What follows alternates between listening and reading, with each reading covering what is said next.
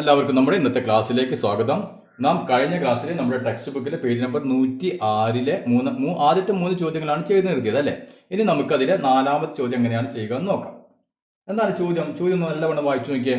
Eugene saves 15% of his income each month. Eugene എന്ത് ചെയ്യുന്നുണ്ട്? എല്ലാ മാസവും ഇൻകത്തിന്റെ, അതായത് ഇൻകം തന്നെ വരുമാനം അല്ലേ.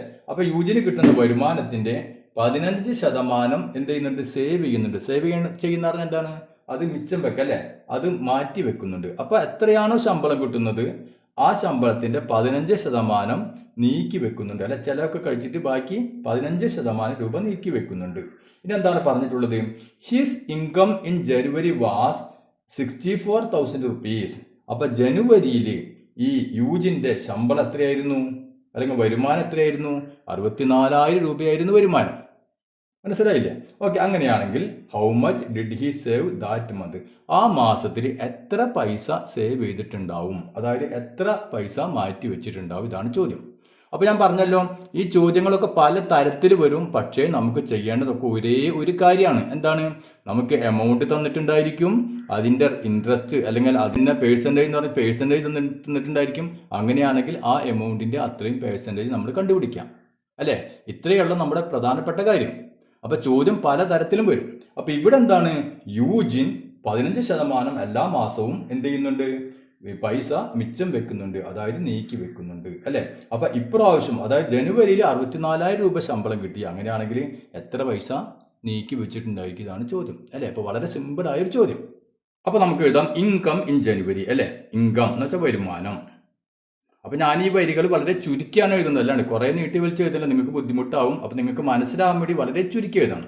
ഇൻകം, അല്ലാണ്ട് പേരൊക്കെ എഴുതേണ്ട വരും. ഞാൻ പേരൊന്നും എഴുതുന്നില്ല, വളരെ ചുരുക്കി എഴുതുന്നു. ഇൻകം ഇൻ ജനുവരി.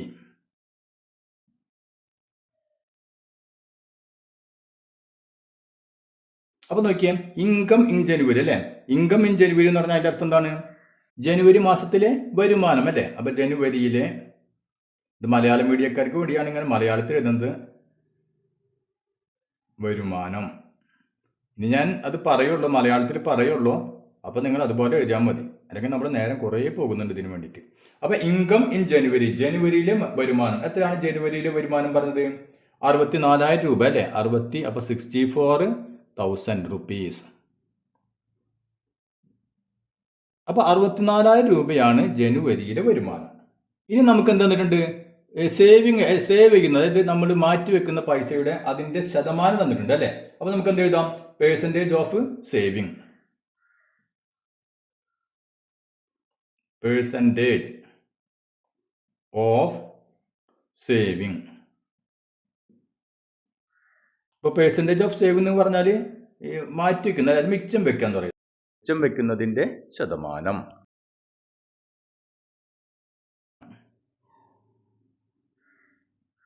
അല്ലേ. മിച്ചം വെക്കുക എന്ന് പറഞ്ഞാൽ നീക്കി വെക്കുക, പൈസ ബാക്കി വരുന്നത് നീക്കി വെക്കുക. എത്രയാണ് മിച്ചം വെക്കുന്ന ശതമാനം? എത്രയാണ്? 15% അല്ലേ. 15%. ഓക്കെ, അപ്പൊ നമ്മൾ ശതമാനം കണ്ട ഉടനടി എഴുതിക്കോ. 15/100. 100 രൂപയ്ക്ക് 15 രൂപ വെച്ച് നീക്കി വെക്കുന്നുണ്ട്.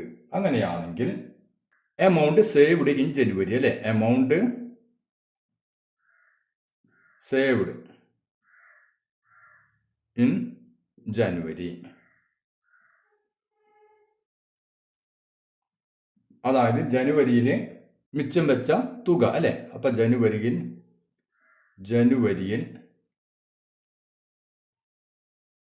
മിച്ചം വെച്ച തുക, ജനുവരിയിൽ മിച്ചം വെച്ച തുക അല്ലെ എത്രയായിരിക്കും? നമുക്കറിയാം ഇതിന്റെ 15% കാണാം അല്ലെ. അപ്പൊ 64,000 ഇൻറ്റു 15/100. നമുക്ക് കഴിഞ്ഞ ക്ലാസ് ചെയ്ത് അതേപോലെ തന്നെ വേറൊരു മാറ്റവും ഇല്ല അല്ലേ. 2 0 ക്യാൻസൽ ചെയ്തു. ബാക്കി എന്ത് വന്നു? 640 ഇൻറ്റു 15 അല്ലേ. അപ്പോൾ അത് ഞാൻ പറഞ്ഞു 64 ഇൻറ്റു 15 ചെയ്യുക. അതിൻ്റെ ഉത്തരം കിട്ടുമ്പോൾ എന്ത് ചെയ്യാം? ഈ 0 അങ്ങോട്ട് ഇട്ട് കൊടുത്താൽ മതി. എത്ര കിട്ടും? 5 × 4 20 അല്ലേ. 2 ബാക്കി 2, 6 × 5 30, 2 32. ഇനി 64 എഴുതി, എത്ര കിട്ടും? 0 6 9 അല്ലേ. അപ്പോൾ നമുക്ക് നോക്കിയാൽ 916 കിട്ടി. ഇനി എന്ത് ചെയ്യണം? ഈ 0 ഇവിടെ ഇല്ലേ, ആ 0 കൂടി അങ്ങോട്ട് ഇട്ട് കൊടുക്കണം. അപ്പോൾ ജനുവരി മാസത്തിൽ 9,600 രൂപ നീക്കി വെച്ചിട്ടുണ്ട്, സേവ് ചെയ്തിട്ടുണ്ട്. ക്ലിയർ ആയല്ലോ? ഓക്കെ, ഇനി നമുക്ക് അഞ്ചാമത്തെ ചോദ്യം ഒന്ന് ചെയ്ത് നോക്കാം. A TV manufacturer decides to reduce the price by 5% from the next month. അല്ലേ, അതായത് ഈ ഒരു ടെലിവിഷൻ ഉണ്ടാക്കുന്ന ഒരു കമ്പനി എന്ത് ചെയ്തു, അടുത്ത മാസം മുതൽ 5% ഈ ടി വിയുടെ വില കുറക്കാൻ തീരുമാനിച്ചു. മനസ്സിലായല്ലോ? അപ്പൊ ഇപ്പൊ എത്രയാണ് ടി വിയുടെ വില, അതിന്റെ 5% വില അടുത്ത മാസം മുതൽ കുറയും. അങ്ങനെ ആ ടി വി ഉണ്ടാക്കുന്ന കമ്പനി തീരുമാനിച്ചു. അങ്ങനെയാണെങ്കിൽ what will be the price next month of a TV which cost 45,000 rupees now. അതായത് ഇപ്പോൾ 45,000 രൂപയുള്ള ഒരു ടി വി, ഇപ്പോൾ ആ ടി വിയുടെ വില എത്രയാണ്? 45,000 രൂപ. ആ ടി വി നാം അടുത്ത മാസം വാങ്ങുകയാണെങ്കിൽ എത്ര പൈസ കൊടുത്താൽ മതി? അപ്പോൾ നമ്മൾ 45,000 രൂപ കൊടുക്കേണ്ടി വരില്ല അല്ലേ? നമുക്ക് എന്ത് ചെയ്താൽ മതി? ഈ 5% കുറച്ചിട്ട് ബാക്കി പൈസ കൊടുത്താൽ മതി അല്ലേ? അപ്പോൾ നമ്മൾ എത്ര പൈസ കൊടുക്കേണ്ടി വരും എന്നാണ് ചോദ്യം. അപ്പോൾ ഞാൻ പറഞ്ഞല്ലോ, കാര്യങ്ങളൊക്കെ സെയിം തന്നെ, പക്ഷേ ചോദ്യങ്ങൾ പല രൂപത്തിലും പല കോലത്തിലും വരും. മനസ്സിലായില്ലേ? അപ്പോൾ നമ്മൾ ചെയ്യേണ്ട കാര്യമൊക്കെ ഒന്ന് തന്നെ. അപ്പോൾ നമുക്ക് ആദ്യം എന്ത് എഴുതാം? ടി വിയുടെ ഇപ്പോഴത്തെ പ്രൈസ് എത്രയാണ് നമുക്ക് ആദ്യം എഴുതാം.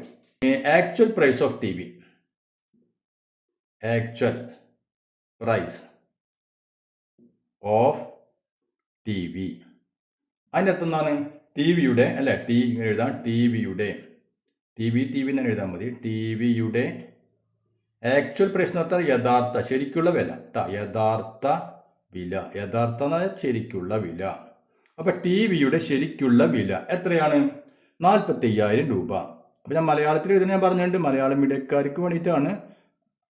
അപ്പൊ ഞാൻ എപ്പോഴും അങ്ങനെ എഴുതാറില്ല കേട്ടോ. 45,000 രൂപയാണ് actual price of TV. ടി വിയുടെ ശരിക്കുള്ള വില 45,000 രൂപ. ഇനി എത്ര ശതമാനം വില കുറയുമെന്ന് പറഞ്ഞിട്ടുണ്ട് അല്ലേ? അപ്പൊ നമുക്ക് എന്ത് എഴുതാം? Percentage of reduction, percentage of reduction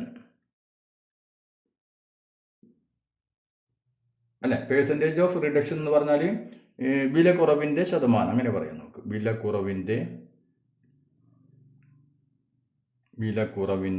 ശതമാനം. ഓക്കെ, വില കുറവിൻ്റെ ശതമാനം എത്ര ശതമാനം വില കുറയുമെന്ന് പറഞ്ഞു? 5% അല്ലെ. 5% വില അടുത്ത മാസം മുതൽ കുറയും. അപ്പൊ 5% ഉടനടി എഴുതിക്കോ, 5/100. ഓക്കെ, 100ന് 5 രൂപ വെച്ച് കുറയും അല്ലെ. അങ്ങനെയാണെങ്കിൽ എത്ര രൂപ കുറഞ്ഞിട്ടുണ്ടായിരിക്കും അല്ലെ? എത്ര, ഇവിടെ ചോദ്യം നോക്കിയാൽ നാം ഒരു ടി വി വാങ്ങുമ്പോൾ എത്ര കാശ് കൊടുക്കണം എന്നാണ് ചോദിച്ചിട്ടുള്ളത് അല്ലേ? അപ്പൊ നമുക്ക് എന്തറിയണം? എത്ര പൈസ കുറഞ്ഞു അല്ലെ? ടി വിയുടെ എത്ര പൈസ കുറഞ്ഞു എന്ന് നമുക്കറിയണം അല്ലെ? അപ്പൊ 45,000 രൂപയുടെ 5%, അതായത് 100 രൂപയ്ക്ക് 5 രൂപ വെച്ചിട്ട് 45,000 രൂപയ്ക്ക് എത്ര രൂപ കുറഞ്ഞെന്ന് നമുക്കറിയണം അല്ലെ? അപ്പൊ അത് കുറച്ചിട്ട് പിന്നെ നമുക്ക് കൊടുത്താൽ മതി അല്ലെ? അപ്പൊ ആദ്യം നമുക്ക് എന്ത് ചെയ്യണം? ഈ വിലയിൽ എത്ര രൂപ കുറഞ്ഞെന്ന് നമുക്ക് കിട്ടണം അല്ലെ? അപ്പൊ അത് നമുക്ക് കാണാം,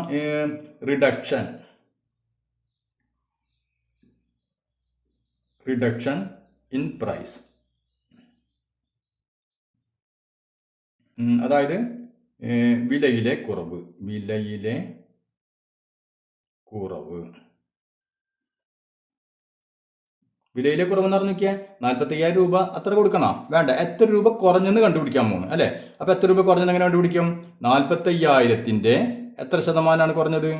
5% അല്ലെ, ഇൻറ്റു 5/100 അല്ലേ? നമ്മൾ നേരത്തെ ചെയ്ത് അതേപോലെ തന്നെ നോക്കിയാൽ 0 ക്യാൻസൽ ചെയ്തു, ബാക്കി എത്ര കിട്ടി നമുക്ക്? 450 × 5. അപ്പം ഞാൻ പറഞ്ഞ പോലെ തന്നെ ഗുണിച്ചാൽ മതി. 45 × 5 ഗുണിക്കാം, എത്ര കിട്ടി? 5 × 5 25, ബാക്കി 2, 5 × 4 20, 2 22 അല്ലേ? അപ്പോൾ നമുക്ക് 225 കിട്ടി. അപ്പം എത്ര വന്നു? 225 എഴുതിയിട്ട് പിന്നെ ഇവിടെ 0 മാറ്റി വെച്ചില്ല, ആ 0 കൂടി ഇട്ട് കൊടുക്കാം അല്ലേ? അപ്പോൾ നമുക്ക് 2,250 രൂപയാണ് എന്ത്? വില കുറവ് അല്ലെ? അപ്പൊ ഇത്ര രൂപ വില കുറഞ്ഞു. അപ്പൊ 45,000 കൊടുക്കണ്ട, അതിൽ നിന്ന് 2,250 രൂപ കുറഞ്ഞു. പക്ഷെ എത്ര കുറഞ്ഞെന്നല്ല ചോദ്യം. ചോദ്യം എന്താണ്? ഈ ടി വി വാങ്ങാൻ നമ്മൾ എത്ര പൈസ കൊടുക്കണം എന്നാണ്. അപ്പൊ ചോദ്യം വായിച്ചു നോക്കണം, ഇവിടെ വെച്ച് നിർത്തരുത്. ഇത്ര രൂപ കുറഞ്ഞു, ടി വി വാങ്ങുമ്പോൾ നമ്മൾ ഇത്ര രൂപ കുറച്ച് കൊടുത്താൽ മതി. പക്ഷെ ചോദ്യം എന്താണ്? നാം അത് വാങ്ങുമ്പോൾ എത്ര രൂപ കൊടുക്കണം എന്നാണ് അല്ലെ? അപ്പൊ എത്ര രൂപ കൊടുക്കണം? ഈ 45,000ത്തിൽ നിന്ന് ഇത് കുറച്ചിട്ട് ബാക്കി കൊടുത്താൽ മതി അല്ലേ? അപ്പൊ നമുക്ക് എന്ത് എഴുതാം? Amount amount to be paid. Amount to be paid എന്ന് പറഞ്ഞാൽ കൊടുക്കേണ്ട, അതായത് ടി വിക്ക് കൊടുക്കേണ്ടായ തുക, ടി വിക്ക് കൊടുക്കേണ്ട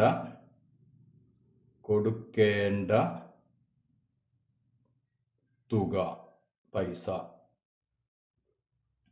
എത്രയായിരിക്കും ടി വിക്ക് കൊടുക്കേണ്ടി വരിക? ഇതാണ് ശരിക്കുള്ള പൈസ അല്ലേ, 45,000. അതിൽ നിന്ന് എത്ര കുറയ്ക്കണം?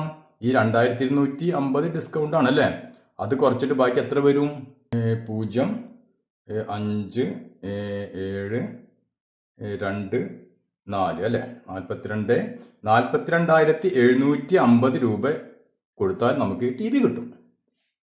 അപ്പോൾ അതൊക്കെയാണല്ലോ. ഇനി നമുക്ക് 6ാമത്തെ ചോദ്യം ചെയ്ത് നോക്കാം. A car manufacturer decides to increase the price by 2%. നേരത്തെ പറഞ്ഞത് ടി വി വിൽക്കുന്ന ആൾ എന്ത് ചെയ്തു? ടി വി വിൽക്കുന്ന ആൾ വില കുറച്ചല്ല, 5% വില കുറച്ചു. പക്ഷെ കാറ് വിൽക്കുന്ന ആൾ എന്താ ചെയ്യുന്നത്?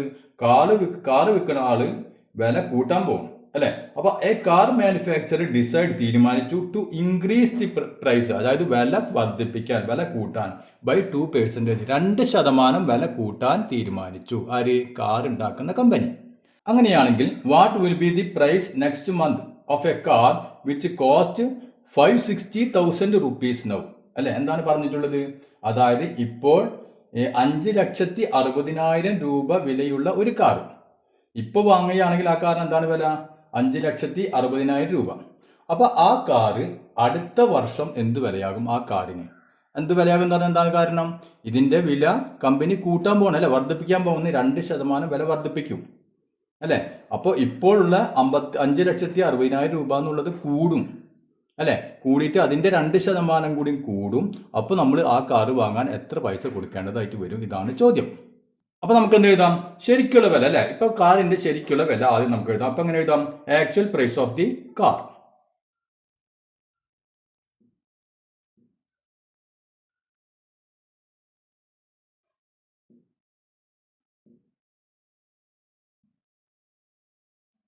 അതായത് കാറിന്റെ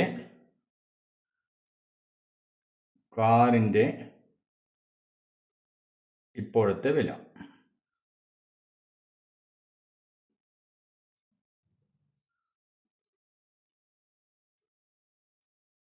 കാറിന്റെ യഥാർത്ഥ വില, അതായത് ഇപ്പോഴത്തെ വില അല്ലെ, എത്രയാണ്?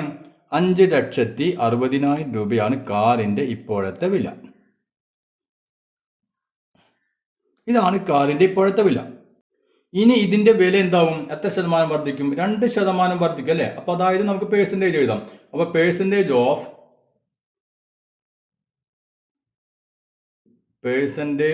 Of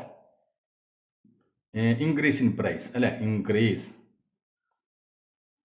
in price. അതിന്റെ അർത്ഥം എന്താണ്?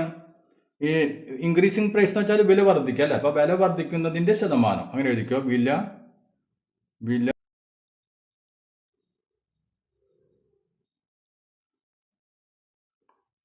വർദ്ധിക്കുന്നതിന്റെ ശതമാനം, പെർസെൻറ്റേജ്, ശതമാനം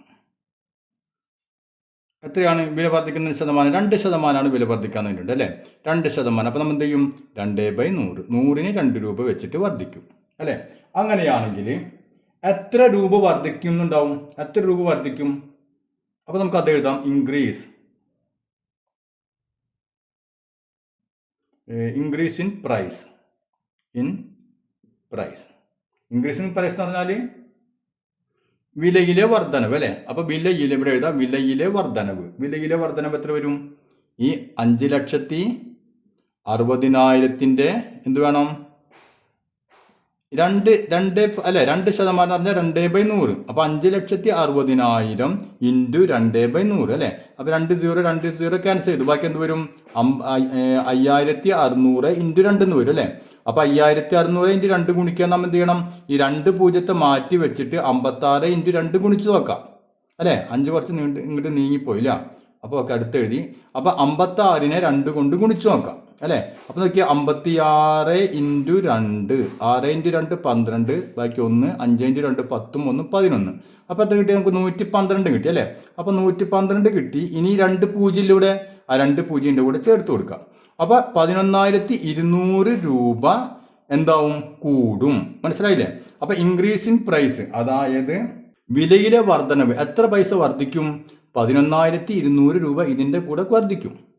അങ്ങനെയാണെങ്കിൽ ഈ കാറ് വാങ്ങാൻ എത്ര പൈസ കൊടുക്കേണ്ടതായിട്ട് വരും അല്ലേ? അതാണ് നമ്മോട് ചോദിച്ചിട്ടുള്ളത്. അപ്പോൾ എമൗണ്ട് ടു ബി പെയ്ഡ്,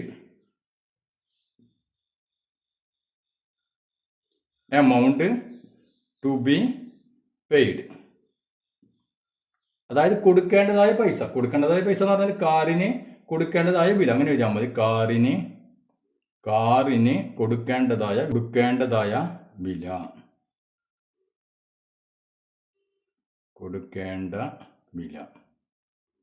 കാറിന് കൊടുക്കേണ്ട വില എത്ര വില കൊടുക്കേണ്ടി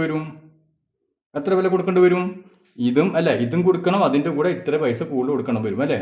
അപ്പോൾ നമുക്ക് എഴുതാം 5,60,000 രൂപ കാറിൻ്റെ ശരിക്കുള്ള വില, അതിൻ്റെ കൂടെ എത്രയും കൂടി കൊടുക്കണം? 11,200 അല്ലേ?